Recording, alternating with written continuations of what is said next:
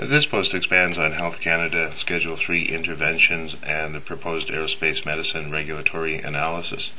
Based on Aerosafety World in this particular article on learning from history, as it draws attention onto the 408 experience and avoidable medical complications with remembering mistakes of the past. So what we want to do is link as well the teamwork concept, drawing a pilot and a qualified aeromedical specialist in to provide an accredited medical conclusion. And that's a transition as well through the SimEvac, where it talks about real-world enforces teaching points, because without a CAMI for STARS Air Ambulance, basically no one's going anywhere. So Health Canada draws eyes onto this ICAO manual, and it talks about an accredited medical examiner shall have received aviation training, and as well the competence of the medical examiner should be evaluated. So to bring real-world hardware and to the KRAC process, we have, for instance, Buffalo Joe and an assortment of models in virtual reality staged from the servers at the EHS Museum, showing here the DC-3 in operation,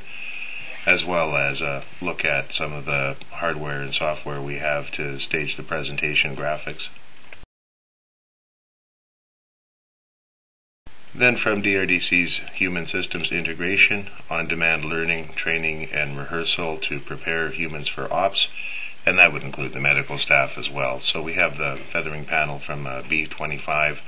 and the switches can be shown linked up through FSX SimConnect for the systems integration. Shown here, Feather 1 and Feather 2 through the user interface, and of course we can trigger any SimConnect events on this that we want, and that draws eyes on to Aircrew Ops and of course STARS Air Ambulance with a look at the day of the office for what they're trying to do. And the applicant has a background both in civil medevac on the King Airs and search and rescue as well with the 418 Squadron, leading into the 408 experience.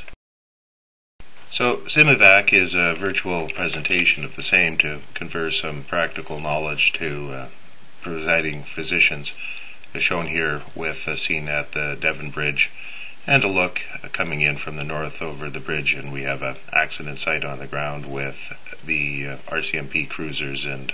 a few other presentations, and as well this database of interventions as well for Health Canada. And they've been assigned the EC-120, which is similar to the Edmonton City Police Air 1, this RCMP helicopter with their colors, and then a transition for the record shows the RCMP 120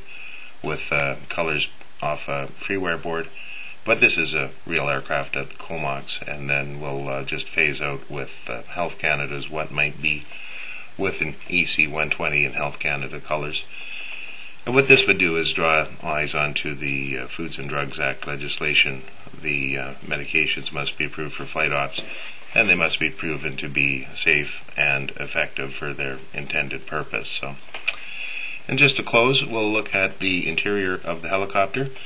as the SimConnect head allows to move eyes out and slew in 6 degrees of freedom. So this closes for a look at the back seat, and of course the passengers are the responsibility of the aircraft captain, etc.